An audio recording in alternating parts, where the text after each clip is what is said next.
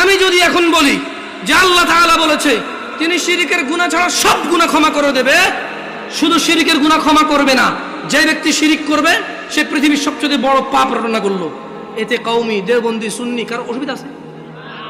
আমি আমার মাহফিল এভাবে করেছি, আমি এটাও ডিক্লারেশন করেছি, আমি গোপনও করিনি। আমি বলেছি আল্লাহর ঘর ছাড়া ইবাদতের কোনো ঘর নেই। আমি কারো নাম ধরিনি, আমি ধরতেও চাই না। তোমরা যারা অপছন্দ করো করো, তোমাদের ব্যাপার, তোমাদের পছন্দের যায় আসে না। 70 বছর 60 বছর, আরে আজকে এখনো 30 বছর হয় নাই, 30 বছর হবে কিনা এটাই তো জানি না, বয়স কত পর্যন্ত যাবে। তোমার ঘৃণায় কি আসে আর তোমার ভালোবাসায় কি আসে? আল হুব্বু লিল্লাহ ওয়াল বুগদু লিল্লাহ। ভালোবাসা আল্লাহর জন্য, ঘৃণা কার জন্য? আল্লাহর জন্য। এই দেশের মাটিতে আমি অতদিন মাহফিল করব যতদিন আমি সবার কাছে গিয়ে মাহফিল করতে পারি।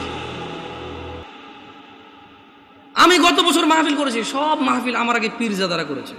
মানে আমার আগে যিনি বক্তা ছিল তিনি পীরজাদা, কোনো পীরের সন্তান, উনি মাহফিল করেছে, এরপর আমি উঠেছি, আমি আমার মাহফিল করেছি, আলহামদুলিল্লাহ।